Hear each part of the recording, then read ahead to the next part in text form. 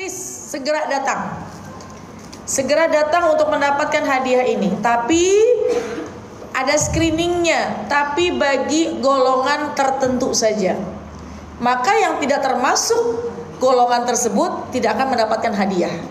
Nah, sama ketika kita mengatakan, ketika Allah berfirman dalam Al-Quran, ayo segera mendapatkan ampunan, segera mendapatkan syurga, tapi ujungnya uiddat lil muttaqin, tapi bagi orang-orang yang bertakwa. Jadi akan mendapatkan ampunan, akan mendapatkan syurga bagi orang-orang yang bertakwa. Cuma kategori takwa ini nih yang harus kita jabarkan. Nah, dalam ayat yang ke-134 disitulah disampaikan. Siapa orang-orang yang bertakwa? Siapa orang-orang yang mendapatkan ampunan dan mendapatkan syurga? Yang pertama, alladzina yunfiquna fis-sarra'i wad-dharra'i. Yang pertama adalah orang yang suka menginfakkan harta, yang suka bersedekah. Sedekahnya baik di waktu yang lapang maupun di waktu yang sempit. Pertanyaan saya, kira-kira banyakan mana sedekah, lagi lapang atau lagi sempit? Belum tentu. Kadang-kadang kalau lagi lapang banyak rencana. Betul apa enggak? Kalau lagi lapang, lagi uangnya banyak tuh banyak rencana. Pokoknya saya mau berangkat haji. Cakep. Saya mau berangkat umroh. Bagus. Ketika ada uang lapang, uangnya lagi banyak, saya lagi ngincer nih. Ada tas yang saya lagi incar dari kemarin nih. Ada perhiasan yang saya lagi incar dari kemarin nih. Kadang-kadang gitu. Ya. Dan hati-hati ketika kita mau menginfakkan harta, itu juga diuji kesabaran. Kadang-kadang gini, ketika mau mengeluarkan harta, ketika kita mau bersedekah, itu memang dianjurkan harus bersegera. Karena kalau nggak disegerakan nih, yuwaswisu fi sudurin nas, wayo bikin hati dibuat bimbang. Minal jinnati, siapa yang bikin bimbang? Jin, setan. Wanas, manusia juga. Kadang-kadang lagi mau ngeluarin uang, mau sedekah, kata jin, kata setan, bener nih ngeluarin segitu banyaknya, nggak sayang, gitu. Niat nanti mau infak sedekah kalau keluar arisan, kalau punya uang nih ntar sore kayaknya saya dapat arisan, saya mau berinfak sedekah. Niat. Begitu uang sudah di tangan berapa biasanya arisan? Dapatnya misalnya 3 juta. Ini kadang-kadang udah berubah niatnya nih. Traktir, nyicil LM, beli LM, jangan nyicil ya, nyicil nggak boleh. Emas itu belinya harus tunai, satu akad di waktu yang sama ya, karena kalau emas, kalau kamu mulia kan sekarang lagi viral nih, ya, lagi viral itu untuk kita menabung di emas gitu, investasi. Bagus investasi emas, cuma jangan nyicil, jangan dalam 2 akad, ya, harus dalam 1 akad. Kenapa? Karena emas itu sangat cepat sekali naik turunnya. Ketika uang sudah di tangan tuh kadang-kadang suka berubah tuh. Sebab apa? Sebab yuwaswisu fi sudurin nas. Hati manusia suka digoncang. Nah, jadi kalau ada rencana untuk bersedekah, maka bersegeralah untuk berinfak, bersedekah. Itu tanda takwa yang pertama. Alladzina yunfiquna fis-sarra'i wad-dharra. Bersedekah, menginfakkan harta, lagi lapang, lagi sempit. Jadi yang namanya sedekah bukan hanya ketika lapang, lagi susah pun juga bersedekah. Saya mau tanya Ibu, sedekah 100.000 banyak atau sedikit? 100.000 banyak atau sedikit? Kalau sedekah 10.000 banyak atau dikit? Tergantung lagi. Karena gini, dia bisa dikatakan sedekah 10.000 banyak sebab uangnya memang cuma ada 100.000.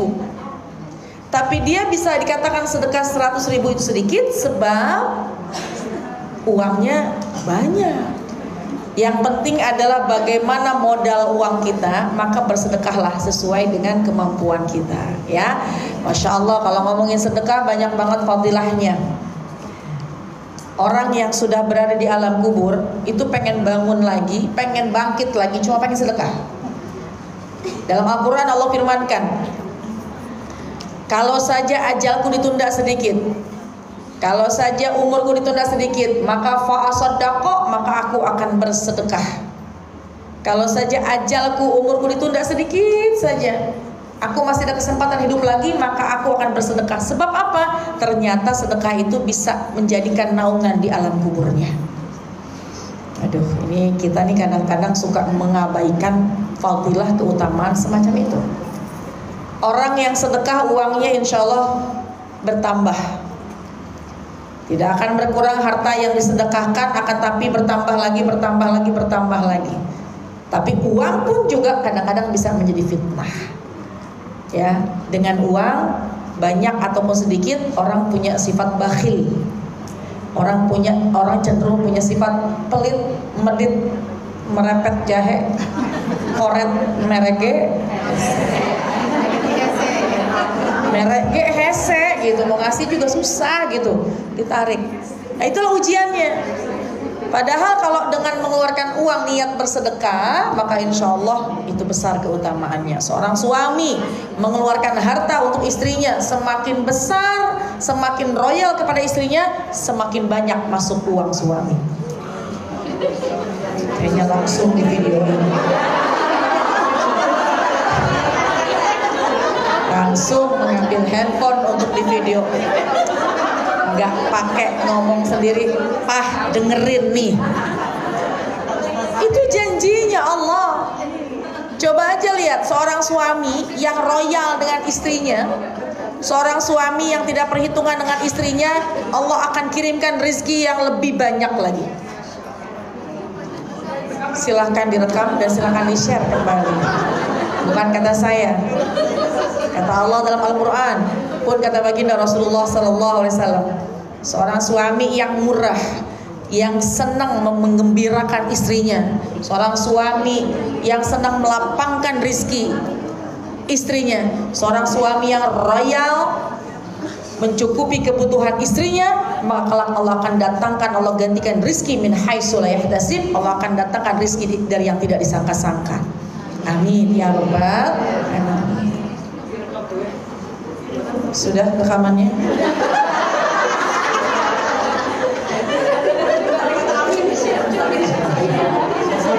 Lalu bagaimana Ustazah? Ya.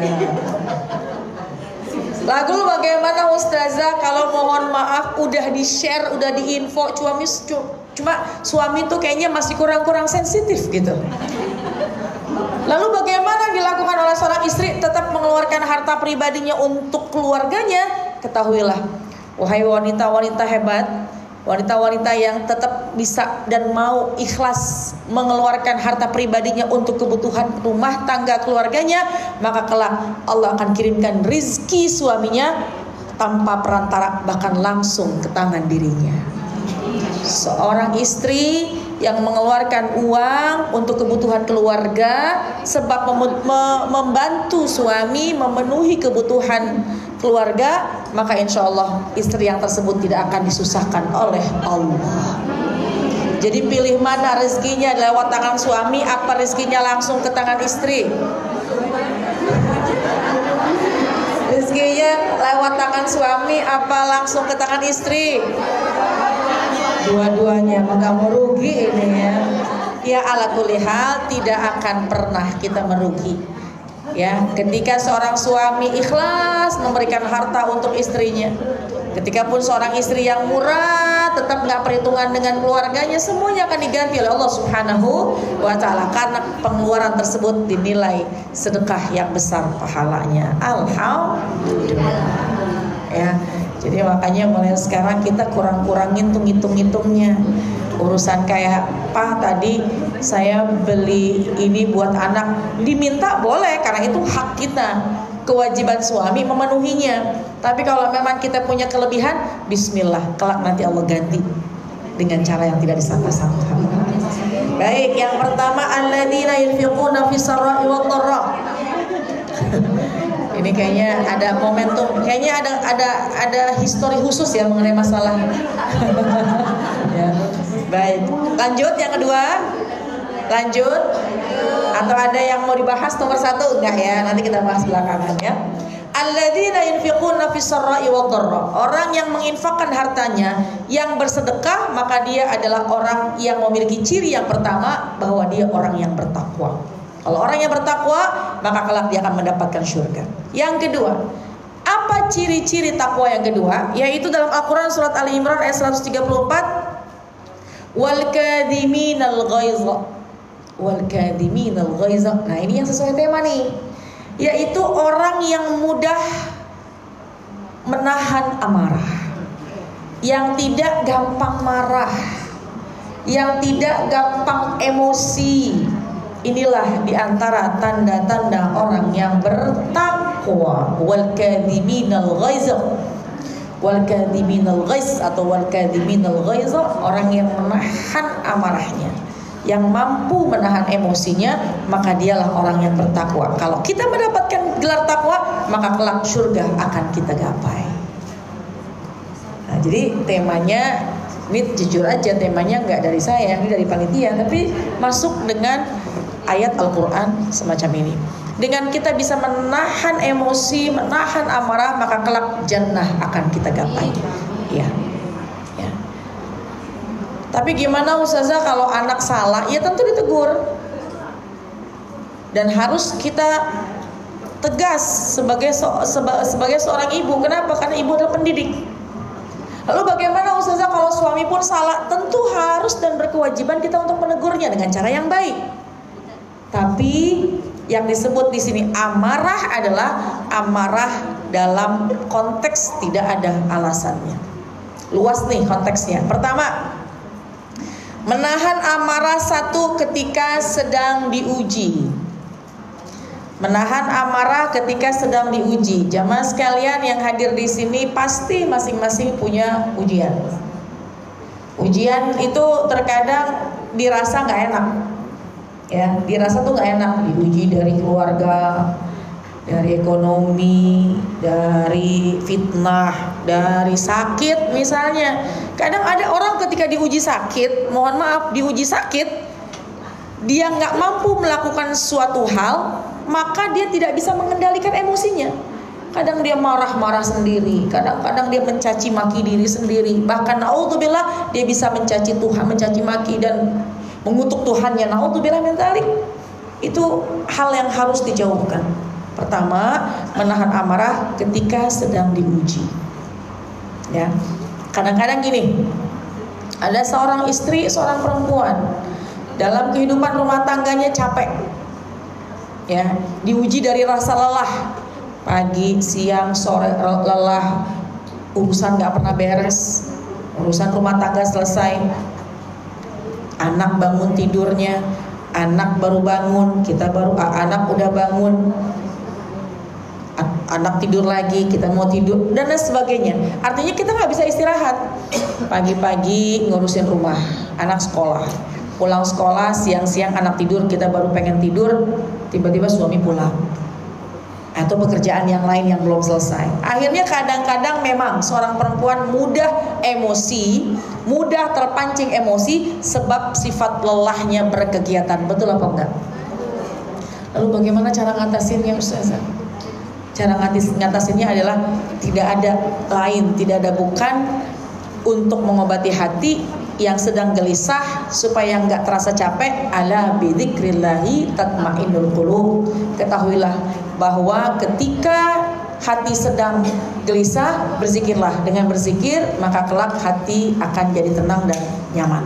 Ya, dengan istighfar. Saya tahu nih, kelihatan yang hadir di sini kayaknya kalau kesel hati pasti baca istighfar.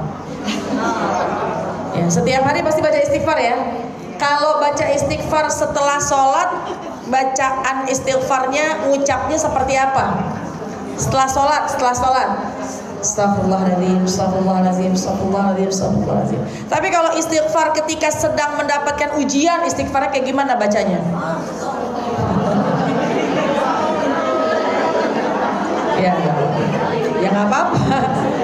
perbedaan intonasi dalam pengucapan ya. Kalau lagi happy zikir astagfirullahaladzim. Tapi kalau sekiranya lagi kesel akan ada penekanan. Kalau misalnya anak lagi ngeberantakin bedak-bedak baru kita beli kemarin, istighfar lebih dalam lagi, panjang lagi. Tapi nggak apa-apa, bacaan istighfar akan menenteramkan hati, melepaskan susah. Wa min kulli hammin faraja. Masalah semua akan beres. Yang sempit akan jadi lapang, masalah akan ketemu jalan keluarnya. Jadi perbanyak baca istighfar. Perbanyak juga baca sholawat. Kalau kita lagi kesel bagaimana? Boleh. Halo, assalamualaikum jamaah sekalian. Kalau kita lagi kesel, boleh untuk menghentikan sejenak rutinitas aktivitas kita. Ya, boleh. Hari ini saya nggak masak dulu ya. Hari ini saya baju laundry dulu ya.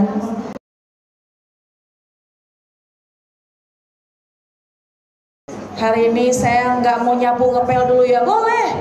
Karena dalam Islam dianjurkan, kata baginda Rasul, riyahul qulub sa'atan ba'da sa'ah. Kalau sedang jenuh, kalau sedang bosan, riyahul qulub, berikan rih pada hati, berikan angin pada hati. Jadi jeda dulu, sesaat demi sesaat. Makanya ada yang me time, ada yang disebut healing. Cuma jangan salah nyebut nih, kalau healing itu kan penyebutan kalau lagi sakit. Healing itu kan penyembuhan. Kalau sakit, healing, disembuhkan, ada penyembuhan. Tapi lebih tepatnya adalah rohah, ya, memberikan angin, memberikan istirahat sejenak. Rihlah itu boleh juga, rihlah perjalanan. Jadi artinya, boleh kita kaum perempuan, ketika dalam keadaan yang terus-menerus beraktivitas, jeda sesaat. Karena ketika kita sudah jeda sesaat, setelahnya kita akan melakukan aktivitas kembali dengan lebih baik lagi. Ya, jadi makanya kalau ada orang yang lagi bosen, tuh kadang-kadang kejenuhan, emosi itu terpancing dari kejenuhan. Ya, jadi yang pertama, emosi bisa timbul sebab sedang diuji. Dia nggak menerima keadaan, dia sedang diuji, seolah-olah dia nggak terima dengan apa yang Allah berikan, makanya ada gejolak di hati. Makanya hindari istighfar, perbanyak zikir, banyak sholawat, kemudian sholat. Ambil air wudhu, minimal ambil air wudhu. Kenapa? Hati-hati. Setan selalu mencari pintu masuk untuk mengelabui manusia. Setan itu, ibu tahu setan? Kenal nggak? Nggak berkawan kan ya? Nggak. Janganlah berkawan yang baik-baik aja, ya. Tapi kadang-kadang dia suka ngegodain kita. Setan itu suka mencari cara, mencari pintu masuk untuk bikin kita lalai. Kalau kita lagi merasa lelah, setan masuk, menjadikan kita orang yang gak bersyukur.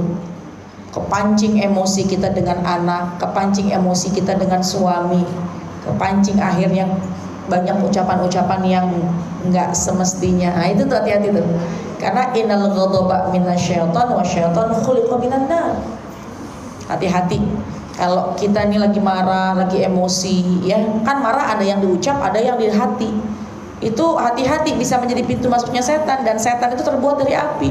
Lalu bagaimana mengendalikannya? Falyatawaddo, dengan air, yaitu air wudhu. Minimal kalau lagi kesel, lagi emosi, hati bergejolak, lelah dengan kehidupan, jangan marah, jangan mengutuk diri, jangan bersumpah, jangan mengumpat, tapi minimal ambil air wudhu.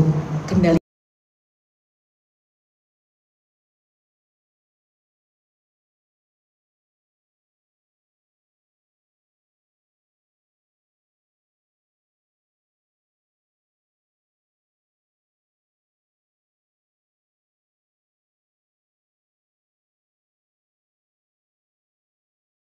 Marah duluan sama kita, nggak terima kita diperlakukan hal semacam itu kadang-kadang bisa memancing emosi kita.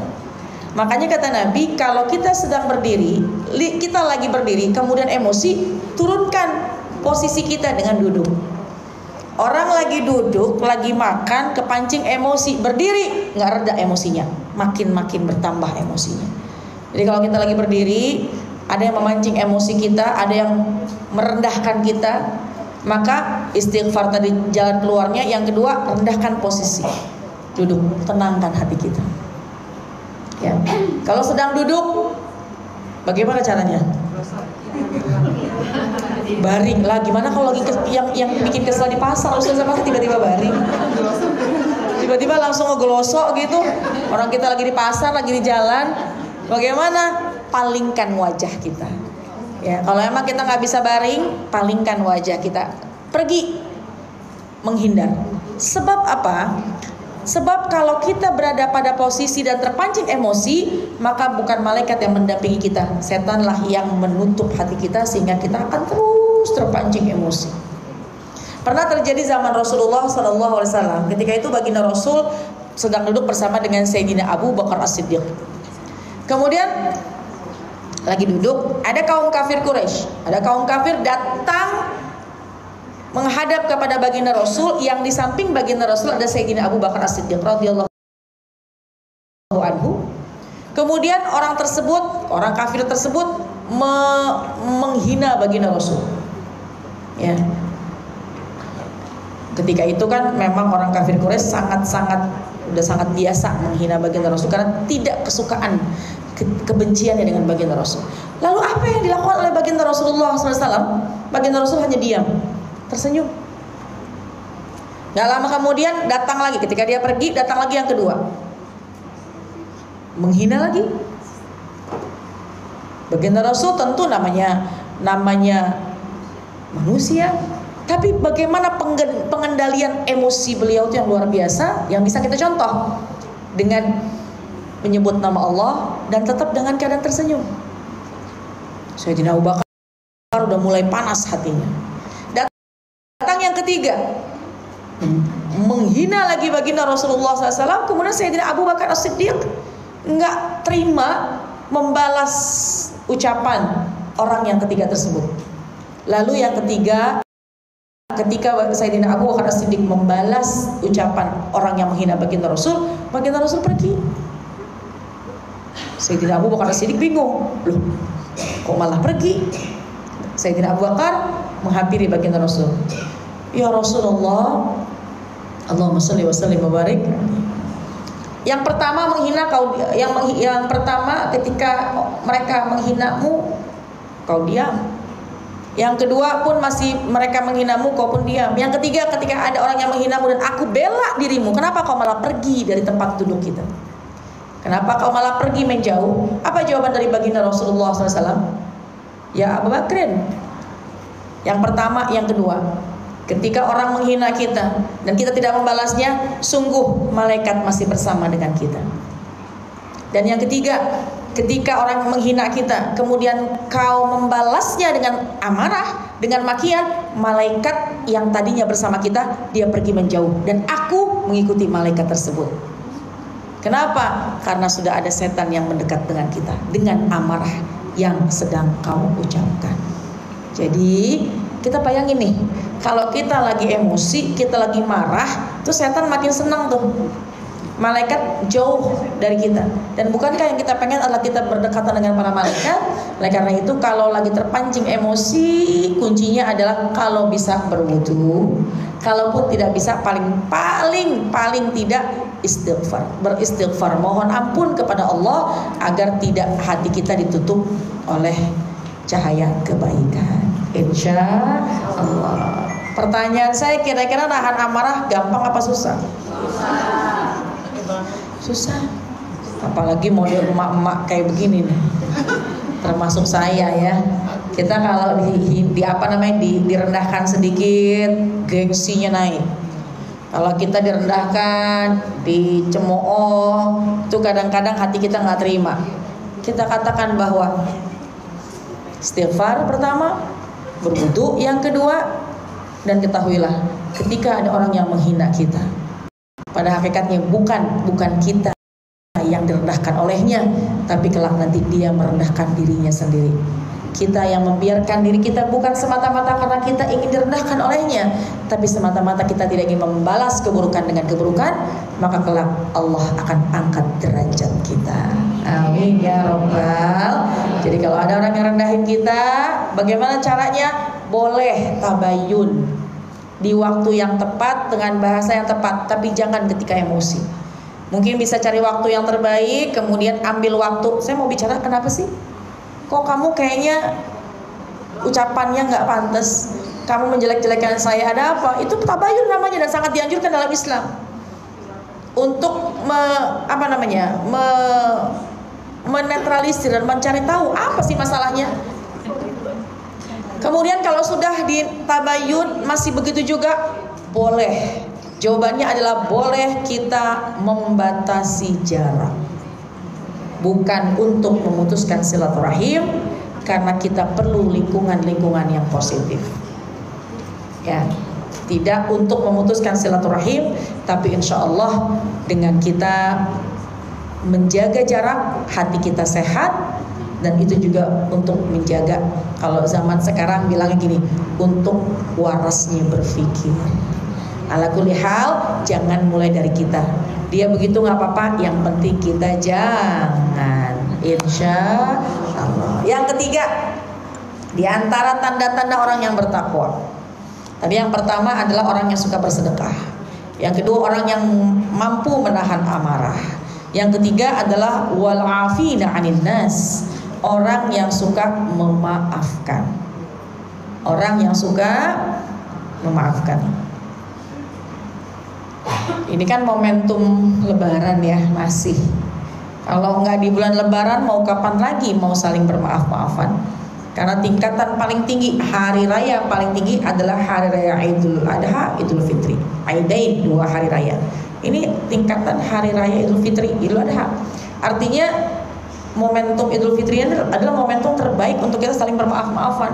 Kalau tidak diambil momentum ini, lalu mau kapan lagi? Jadi jamaah sekalian, ibu-ibu sekalian, yang ketiga adalah mulailah kita untuk bisa saling memaafkan. Kita salah, kita minta maaf. Orang salah, mudah untuk kita maafkan. Sebab apa? Untuk mendapatkan kriteria orang yang bertakwa. Ya, jangan bermusuhan lebih dari 3 hari. Jangan diam-diaman lebih dari 3 hari. Balik lagi ke yang nomor 2. Lalu bagaimana Ustazah? Kan disakitin, kan dilecehkan, kan diomongin. Tabayun. Setelah tabayun, kita belajar untuk memaafkan, meskipun kadang-kadang sakitnya tuh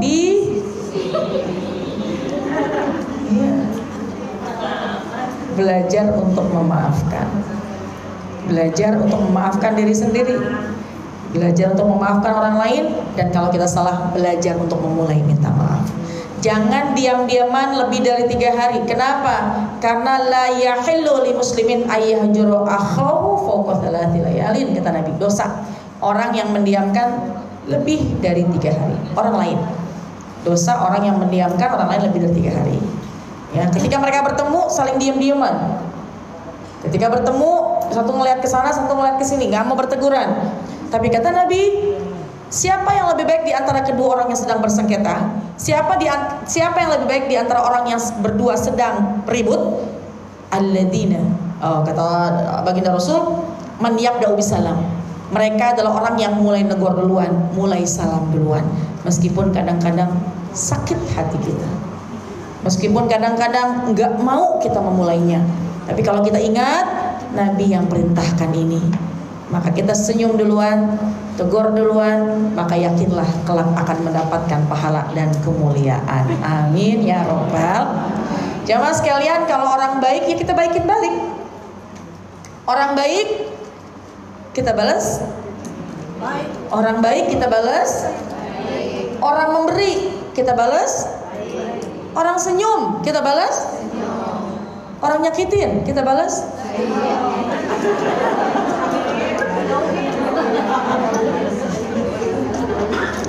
Jangan sakitin balik. Biarlah. Kadang-kadang kalau kita yang melawan, balasannya itu bisa jadi lebih daripada yang dilakukan kepada kita, jadi zalim. Tapi kalau kita mengangkat tangan kepada Allah, Allah yang akan mengatur segala-galanya.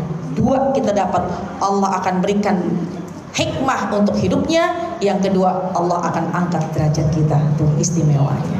Makanya kita kalau yang dizolimin, tapi kita yang menzolimi, mudah-mudahan hikmah pada hari ini adalah jangan pernah berani menzolimi orang lain. Sebab kalau ada orang yang dizolimin, dia tidak membalas, namun dia mengangkat tangan kepada Allah, dia menangisnya dengan Allah, itu yang lebih bahaya lagi.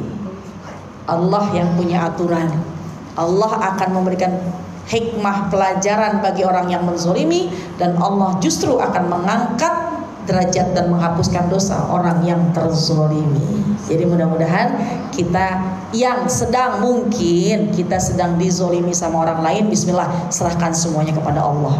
Kita yang mungkin khilaf pernah menzolimi orang lain, mulailah untuk kita meminta maaf, insya Allah. Yang ketiga, ya, mulailah untuk kita saling maafkan. Dan yang terakhir, yang keempat, tanda-tanda kita orang yang bertakwa dan akan mendapatkan syurga, walladzina idza fa'alu fahishatan aw dhalamu anfusahum. Yang keempat, apabila ada orang yang lupa mengerjakan kezoliman, mengerjakan kejahilan, mengerjakan kekhilafan, perbuatan keji, maka dia zakarullah, maka dia ingat langsung kepada Allah, fastaghfaru lizunubihim, maka dia langsung memohon ampun kepada Allah. Artinya yang keempat, kalau ada orang khilaf, lalai, berbuat keji, berbuat kemaksiatan, maka segera memohon ampunan dengan mengucap istighfar. Jangan lama-lama lalainya, jangan lama-lama minta ampunan dosanya, karena kan kita manusia mahalul khata' wa nisyan, kita tempatnya salah, tempatnya lupa. Oleh karena itu, untuk kita bisa menjadi orang yang bertakwa, sering-sering beristighfar, sering-sering mohon ampun. Kalau kita punya dosa yang besar, maka segeralah untuk sholat taubat. Sebab apa? Sebab kita ingin mengejar kemuliaan, yaitu gelar takwa. Pertanyaan saya, kira-kira ibu punya banyak salah nggak nih sama Allah? Termasuk saya juga banyak salah. Yang nggak sengaja banyak, yang sengaja juga kadang-kadang kita lakukan. Oleh karena itu, di antara cara kita untuk mengejar gelar takwa adalah, yuk setiap hari perbanyaklah kita mengucap istighfar. Astaghfirullah, astaghfirullah. Mau baca dilantunkan semacam itu boleh, atau di rumah paling nggak astagfirullahaladzim, astagfirullahaladzim, astagfirullahaladzim, minimal berapa kali? Minimal 70 kali. Kita kan masing-masing kadang-kadang suka bawa tasbih digital. Maka bacaan apa sih yang paling afdol? Yang pertama adalah istighfar 100 kali, ya. Yang kedua yang afdol adalah baca sholawat 100 kali. Yang ketiga baca tasbih 100 kali. Lebih afdal lagi subhanallah walhamdulillah wala ilaha illallah wallahu akbar 100 kali. Tambah lagi wala haula wala quwata illa billah. Tapi yang jangan sampai kita tinggal setiap hari, perbanyaklah baca istighfar. Istighfarnya macam-macam nih. Ada yang paket hemat dikit, pendek, astagfirullahalazim, boleh 100 kali. Boleh juga astagfirullahalazim, astagfirullahalazim min kulli dzambin azim, boleh. Astagfirullahalazim, kita minta ampunan kepada Allah untuk orang tua kita, astagfirullahalazim li wali walidayya walahum wali jami'il muslimina wal muslimat. Lebih panjang lagi, minta ampunan untuk semua orang muslim muslimah, boleh. Tapi yang paling rendah astagfirullahalazim, yang paling pendek astagfirullahalazim, yang paling tinggi sayyidul istighfar. Allahumma anta rabbi la ilaha illa anta khalaqtani wa ana abduka wa ana ala ahdika wa wa'dika mastata'tu a'udzubika min syarri ma sana'tu abu'u laka bi ni'matika alayya wa abu'u bi dzambi faghfirli fa innahu la yaghfiruz dzunuba Kalau kemarin-marin kita suka baca istighfar, astagfirullahaladzim, 100 kali bagus. Cuma upayakan habis sholat fardu, habis sholat 5 waktu, sempetin bacanya Sayyidul Istighfar. Dan ada istighfar yang jangan sampai kita tinggal. Kapan waktunya? Wal mustaghfirina bil ashar. Waktu baca istighfar sejenak sebelum azan subuh berkumandang. Wal mustaghfirina bil ashar. Orang penghuni surga adalah orang yang suka baca istighfar di waktu sahar. Kapan tuh, apa yang disebut sahar? Sahar itu adalah waktu menjelang subuh. Makanya ibu kalau sahur makan, kalau puasa makannya makan sahur. Makan di waktu sahar. Kapan itu waktu sahar? Sejenak sebelum waktu subuh. Jadi sepertiga malam terakhir. Ya, kalau malam pada bangun ya. Jam berapa? Cakep. Ngapain tuh? Sholat ya. Sekarang subuh tuh jam 4.35 Jakarta. Kalau di sini beda 1 menit ya. Beda 1 menit. Artinya jam 4.35 subuh. Bangun jam 4 bagus. Bangun 4.15 masih bisa sholat, tapi mepet waktunya. Jam 4 lah bangun, bisa sholat 4 rakaat. Tahajud bisa sholat 4 rakaat. Niat masing-masing, ada yang mau sholat tasbih, ada yang mau sholat hajat, ada yang mau sholat macam-macam ya, sholat mutlak. Yang penting sholat malam meskipun cuma 2 rakaat. Kemudian di waktu itu bacalah, perbanyak istighfar. Yang sedang haid bisa ketika terbangun, saya mau sholat, oh iya ya, kan saya sedang haid, nggak bisa sholat, maka tetap lafazkan istighfar. Sempetin, pokoknya di waktu sahar atau jelang subuh itu sempetin baca istighfar. Ya, jadi waktu-waktu istighfar silahkan setiap hari minimal 100 kali. Kemudian setelah sholat fardu baca Sayyidul Istighfar, dan upayakan di sepertiga malam terakhir pun juga memperbanyak baca istighfar. Itu waktu yang terbaik. Mudah-mudahan kita bisa mengamalkannya. Amin ya rabbal. Dan jamaah sekalian, itulah 4 poin yang bisa kita jalankan, yang bisa kita koreksi, tingkatkan. Sudahkah kita lakukan? Kalau belum kita lakukan, segera kita lakukan. Kalau sudah kita lakukan, kita pertahankan. Yang pertama, berinfak, bersedekah. Ya, karena harta yang sebenarnya punya kita adalah harta yang kita keluarkan untuk bersedekah. Harta yang masih di rumah, harta yang ada di tabungan, itu bukan harta kita sebenarnya. Ya, belum jadi milik kita. Harta yang sebenarnya adalah kelak ketika yang kita sedekahkan, dia akan menemani kita di alam kubur. Makanya biar senang bersedekah. Kemudian yang kedua, yang suka dan pandai bisa menahan amarah, menahan emosi. Memang saya akui wanita itu lebih gampang terpancing emosi sebab pekerjaan hariannya yang begitu berat. Ya, bangun paling pagi, tidur paling malam, tidur siangnya nggak ada, capek, lelah, bosan, jenuh misalnya. Ya, bahkan belum lagi menahan berbagai macam masalah. Terkadang nggak punya juga temen inner buat bicara, buat curhat, akhirnya dipendam sendiri.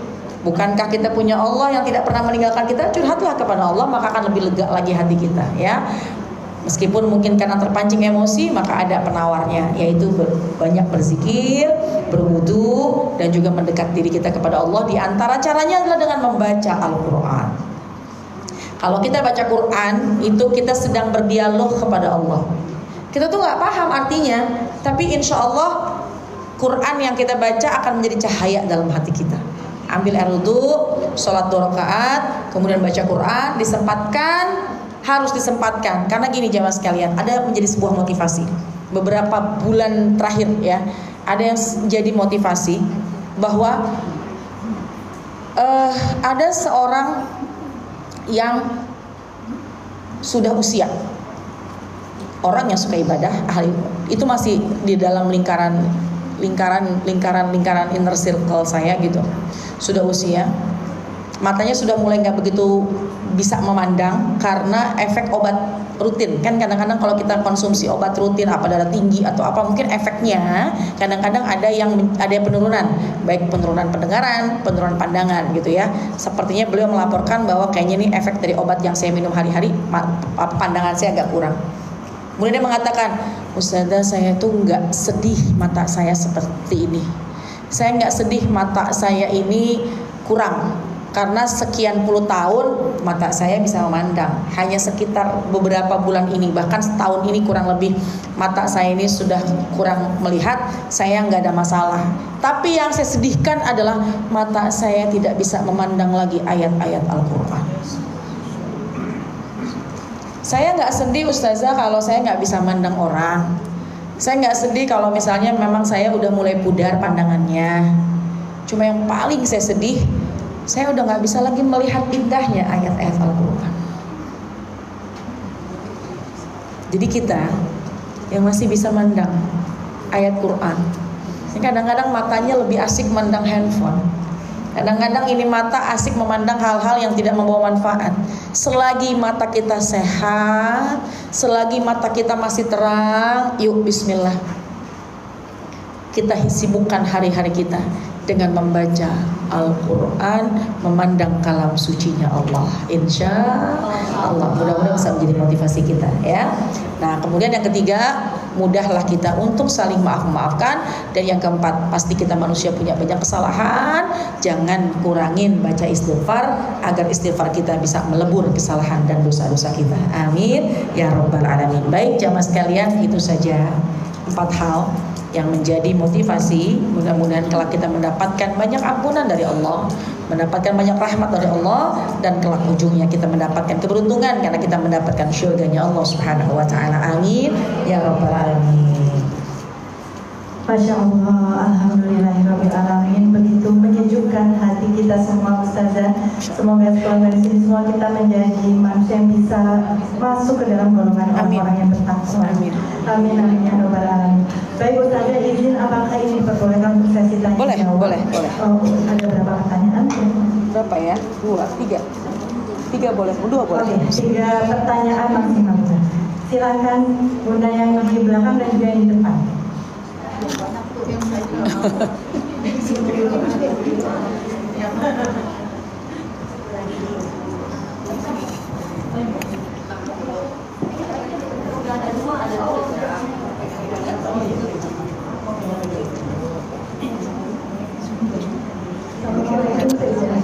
Ya, waalaikumsalam warahmatullahi wabarakatuh. Ya.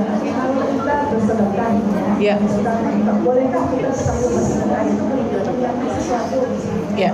Kalau saya bersedekah dengan sedekah saya ini, saya mendapatkan sesuatu saya atau bukan dengan sedekah ini, saya mendapatkan orang yang lebih solehah. Ya. Apakah itu terjadi? Iya. Lebih utama ke siapakah sedekah itu diberikan? Ya. Waalaikumsalam warahmatullahi wabarakatuh. Baik, 2 pertanyaan ya. Pertama, boleh nggak sih sedekah? Saya langsung jawab ya.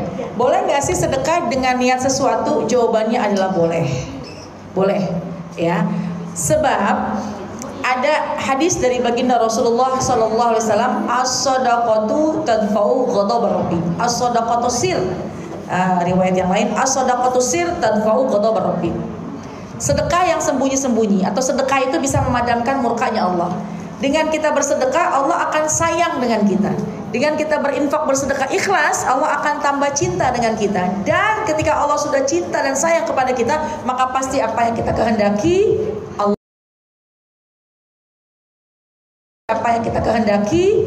Allah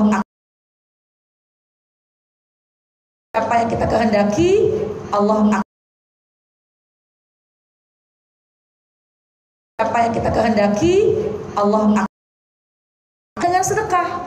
Ya Allah, saya bersedekah supaya orang tua saya sembuh.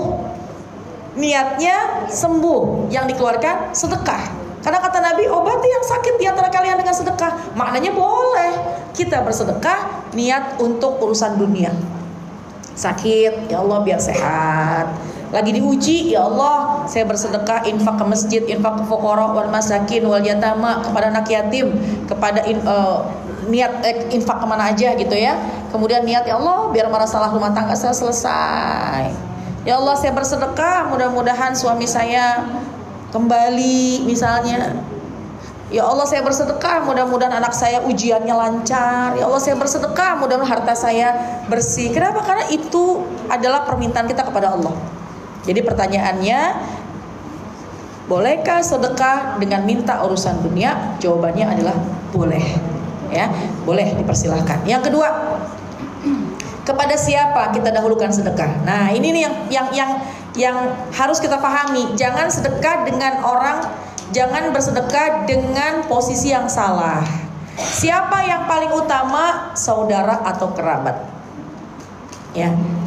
Yang kedua siapa? Tetangga. Yang susah tentunya. Yang ketiga barulah di luar itu. Jadi mohon maaf ini kita bersedekah kepada masjid, kepada anak yatim, tapi saudara kita lagi kelaparan. Kita bersedekah jauh gitu. Boleh, bagus. Cuma tetangga kita juga lagi kelaparan. Maka yang paling utama perhatikan bagaimana saudara kita. Khususnya saudara kandung kita, saudara terdekat kita. Lalu siapa lagi saudara dekat kita? Tetangga. Yang paling dulu bantuin kita itu tetangga. Jangan sampai mereka kelaparan. Kalaupun gak setiap hari kirimin makanan, paling gak kita pastikan mereka tidak sedang dalam kesusahan. Ya, kita kirimkan makanan, kita kirimkan uang sesuai kemampuan kita. Barulah kita berinfak ke tempat yang lainnya. Kalau kita punya keluasan, maka kepada saudara kita bisa berinfak, tetangga kita bisa berinfak, kepada keluarga, kepada lingkungan yang lebih luas lagi juga kita bisa berinfak. Pastikan dulu, kalau kita mau berinfak lebih jauh, pastikan saudara kita tidak sedang kelaparan. Gitu ya. Baik, wallahu a'lam. Baik, ya. Alhamdulillah. Kemudian berikutnya dengan Ibu sebentar, silakan pertanyaan. Assalamualaikum. Waalaikumsalam. Ya. Pertanyaan saya simpel sih. Apa arti zolim? Ya. Dan bagaimana ciri-ciri perbuatan zolim? Ya. Supaya kita bisa menghindari. Baik. Zolim. Iya. Baik. Zolim, apa sih artinya zolim? Jamaah sekalian, zolim kebalikannya adil. Kalau adil menempatkan sesuatu pada tempatnya. Mohon maaf nih, ini meja, tempatnya gelas, tempatnya kue, tempatnya bunga. Mohon maaf, meletakkan kaki di atas meja adil atau zolim? Zolim, karena tidak meletakkan sesuatu pada tempatnya. Jadi adil itu meletakkan sesuatu pada tempatnya, dan adil tidak meletakkan sesuatu pada tempatnya. Ya, jadi kepada manusia, bagaimana kita harus berlaku adil kepada mereka? Perlakukanlah mereka sebagaimana mereka manusia, sebagaimana mereka saudara kita. La yu'minu ahadukum hatta yuhibba li akhihi ma yuhibbu nafsihi. Tidak dikatakan sempurna iman seseorang apabila tidak bisa mencintai orang lain seperti kita mencintai diri kita sendiri. Jadi kita mencintai mereka, kita menyayangi mereka. Kita nggak pengen kita disakitin, maka kita jangan sakitin dia. Kita nggak pengen dicubit, maka kita jangan mencubit mereka. Kita nggak pengen dizolimin, diomongin, kita pun jangan lakukan hal yang sama. Betul? Iya. Dia kenceng banget. Artinya yang namanya adil, letakkanlah sesuatu pada porsinya. Letakkanlah sesuatu pada tempatnya. Kepada anak contohnya, anak itu punya hak. Apa hak? Dapat pendidikan, dapat perhatian, dapat kasih sayang. Maka kita tunaikan haknya, kita adil. Kita tunaikan haknya. Kewajiban kita memberikan pendidikan, kasih sayang, cinta, perhatian, itu adil. Tapi kalau kita tidak memberikan pendidikan yang layak, kita punya uang tapi kita tidak memberikan makanan yang bergizi, pakaian yang melindunginya, kita tidak memberikan cinta dan kasih sayang, kita adil kepada anak-anak kita. Ya. Suami kepada istri, suami harus menunaikan hak, yaitu nafkah, harus memberikan kasih sayang, harus memberikan perlindungan. Kalau suami, mohon maaf, bukan melindungi malah menyakiti, suami zalim. Seorang istri kepada suami, haknya suami adalah istri taat kepada suami. istri menyenangi suami, memberikan pandangan yang menyenangkan bagi suami. Kalau seorang istri tidak taat kepada suaminya selama tidak kemaksiatan ya, karena harus taat urusan baik. La ta'ata li makhluqin fi ma'siyatil khaliq. Tidak ada ketaatan untuk kepada makhluk untuk maksiat kepada Allah. Kalau suami bilang, udahlah kamu gak usah pakai kerudung, kita wajib, kita boleh untuk tidak mengikutinya. Sebab apa? Kalau kita buka kerudung, saya ulang, suami memerintahkan, udahlah kamu gak usah pakai kerudung, kamu buka kerudung aja. Kita lakukan itu, kita bermaksiat kepada Allah. Maka mana dulu yang harus kita dahulukan? Allah. Ya. Seorang istri berkewajiban untuk mengikuti atau mentaati suami. Ketika seorang istri tidak mentaati suami, istri zalim. Nah itulah, tidak menempatkan sesuatu pada tempatnya. Kepada orang tua, haknya orang tua mendapatkan perhatian dari anaknya, mendapatkan kasih sayang dari anaknya. Bukan orang tua saja kepada anak, anak pun juga berkewajiban taat. Kemudian berkewajiban mencintai, menyayangi orang tuanya. Kalau seorang anak tidak memperhatikan orang tuanya, tidak menyayangi, mencintai orang tuanya, tidak merawat orang tuanya, itulah anak yang zalim. Ya, jadi adil menempatkan sesuatu pada tempatnya, zalim sebaliknya, tidak menempatkan sesuatu pada tempatnya. Itu kalau hubungan kepada manusia. Kepada kita nih sekarang, berpakaian, contoh berpakaian. Kita berpakaian semacam ini dengan bermacam-macam model, itu menurut saya adil. Menempatkan sesuatu pada tempatnya. Sebab apa? Karena kita memang kerudung di sini. Kan semua kerudung di atas nih dipakainya nih, adil nih. Adapun ada yang bentuknya segi 4 seperti saya, ada yang mau lebih panjang lagi syar'i, ada yang misalnya lebih pendek pasmina, ada yang segi 4, modelnya macam-macam, warnanya macam-macam. Itu adil, hanya modelnya aja, nggak ada masalah. Tapi kalau mohon maaf, ini kan kerudung di atas, cuma kerudung ditaruh di sini, di pundak, rambutnya kemana-mana, adil apa zalim? Halo, assalamualaikum. Ini kerudung nih, ditaruh di kepala, memang untuk menutup kepala, adil apa zalim? Adil, karena kerudung diletakkan pada tempatnya. Kalau kerudung, rambutnya kemana-mana, tapi si kerudung ini ditaruh di pinggang, zalim. Tidak menempatkan sesuatu pada tempatnya. Sepatu ada di rak sepatu, tapi kalau sepatu ada di atas meja, zalim. Jadi mudah mencernanya, zalim adalah tidak menempatkan sesuatu pada tempatnya, baik kepada manusia, kepada barang-barang, kepada kehidupan kita sehari-hari, gitu ya. Iya. Baik, satu pertanyaan terakhir. Ustazah, silakan Ibu. Assalamualaikum warahmatullahi wabarakatuh. Waalaikumsalam. Kadang-kadang kan sudah niat ya baca Al-Quran, misalnya mau baca Al-Quran pokoknya sehari 1 juz, ya. Jadi sebulan bisa khatam. Ya. Tapi praktiknya, terutama siang ya, siang tuh udah kemana-mana sibuk, adanya cuma waktu malam. Ya. Saat mungkin sholat malam ya. Dan kita belajar baca surat-surat yang agak panjang gitu, itu termasuk baca Al-Quran. Iya. Selama kita niat ya membaca Quran dan kita sedang dalam keadaan yang suci dan bacaan itu dilafazkan, maka itu disebut qiraatul Quran. Karena yang namanya qiraatul Quran, qiraah dibaca, bukan di hati. Saya ulang ya. Yang namanya qiraatul Quran, membaca Al-Quran, yang namanya baca kan terdengar, meskipun terdengar oleh telinga sendiri. Jadi kalau kita mau mendapatkan keutamaan membaca Al-Quran, maka bacalah dengan dilafazkan meskipun suaranya terdengar sedikit pada telinga kita. Itu namanya qiraatul Quran. Ya. Kalau dalam hati bagaimana? Ya termasuk juga, cuma dia mendapatkan nilai berzikir. Kenapa? Karena tidak dilafazkan, tapi mendapatkan keutamaan juga dengan dia bersama dengan Al-Quran. Makanya kalau ada seorang perempuan yang sedang haid, contoh lagi haid, dia kumpul di rumah keluarga lagi baca Yasin, ya, misalnya kumpul di rumah bukan di masjid ya, kumpul di rumah lagi baca Yasin. Dia baca Yasinnya dalam hati, maka dia tidak sedang membaca Quran, tapi dia sedang berzikir kepada Allah. Di hati, tidak dilafazkan. Tapi kalau sampai bunyi dilafazkan, maka dia sedang membaca Al-Quran.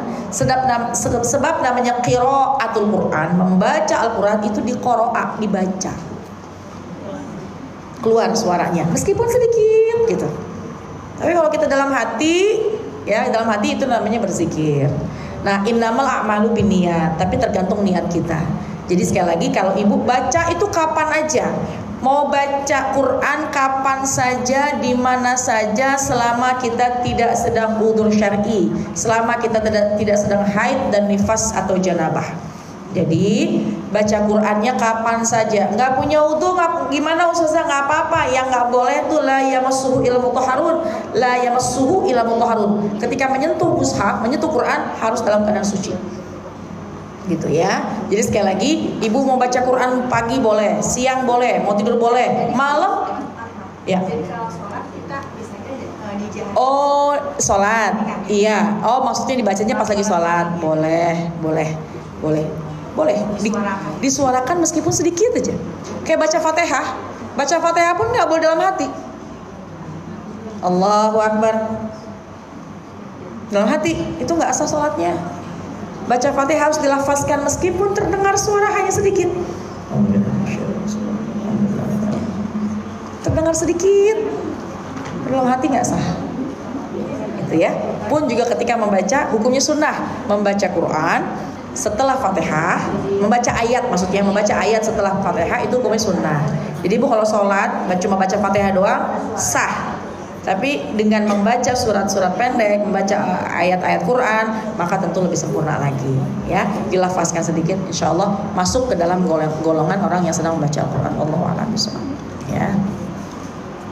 Sama kayak ini, kayak orang kemarin tarawih itu kan bisa khatam 15 hari ke-15 khatam nih gitu ya. Apa namanya disebut khatmil tarawih ya, khatam ketika sholat tarawih. Maka yang dibaca itu kan ketika dalam sholat tarawih itu, maka dia disebut juga khatam. Wallahu a'lam bishawab. Ya, cukup. Baik, alhamdulillah berarti untuk sesi tanya jawab sudah kita tutup ya Ustazah ya. Dan sekiranya untuk Ustazah mungkin untuk menutup kajian pada hari ini silakan ditutup dengan doa. Baik, silakan Ustazah. Baik, jamaah sekalian, alhamdulillah kita sudah di ujung kajian. Maka sama-sama kita membaca Ummul Quran Suratul Fatihah. Fatihatul Kitab 5 quriat laha. Baca Fatihah tergantung niat kita masing-masing. Silahkan, ada yang niatnya berbeda-beda, sebut dalam hati. Mudah-mudahan berkahnya majelis ini menjadi pengijabahan berbagai macam hajat-hajat kita. Kita pengen anak kita soleh-soleha, kita pengen anak kita mudah ujian belajarnya, kita pengen keluarga kita sakinah mawaddah rahmah, kita pengen rumah tangga kita dijaga, dipelihara oleh Allah Subhanahu wa taala, kita kepengen suami kita sehat, kita pengen juga sehat panjang umur taat, kita pengen orang tua kita juga senantiasa dijaga oleh Allah Subhanahu wa taala, dan yang terpenting adalah kita ingin tetap iman Islam, istiqomah dalam kebaikan, dan mudah-mudahan Allah wafatkan kita kelak dalam keadaan husnul khatimah. Silakan sebut hajat masing-masing. Silakan sebut doa dan keinginan masing-masing.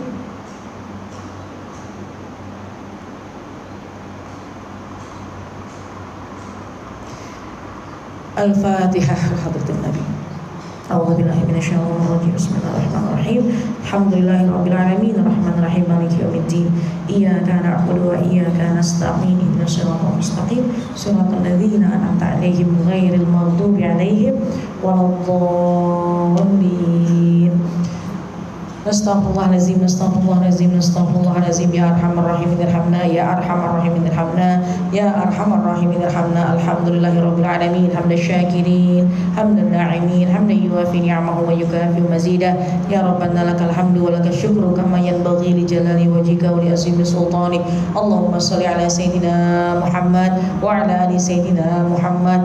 Allahumma bihaqqil Fatihah wa bisirril Fatihah wa bi karamatil Fatihah iftah lana abwabal khair waj'alna وأولادنا وذرياتنا من أحسن أهل الخير اللهم يا مدبر دبر ويا ميسر يسر ويا مسهل سهل سهل أمورنا وبلغ مقاصدنا واقضي حاجاتنا واسرع صدورنا ونور قلوبنا وتمم مشروعاتنا وبارك أولادنا وأرزاقنا وعلومنا وكل ما أعطيتنا اللهم اجعل هذا جمعنا جمعا مرحوما واجعل تفرقنا من بعده تفرقا معصوما ربنا هب لنا من أزواجنا وذرياتنا قرة أعين واجعلنا للمتقين إماما رب اغفر لنا ولوالدينا وارحمهما كما ربيانا صغارا ربنا آتنا في الدنيا حسنة وفي الآخرة حسنة وقنا عذاب النار سبحان ربك رب العزة عما يصفون وسلام على المرسلين والحمد لله رب العالمين آمين آمين ya rabbal alamin subhanakallahumma wa bihamdika asyhadu an la ilaha illa anta astaghfiruka wa atubu ilaik amin ya rabbal alamin. Mudah-mudahan semua hajat doa kita diijabah oleh Allah Subhanahu wa taala dan saya ucapkan terima kasih, mohon maaf, mohon ridha, mudah-mudahan ada manfaatnya.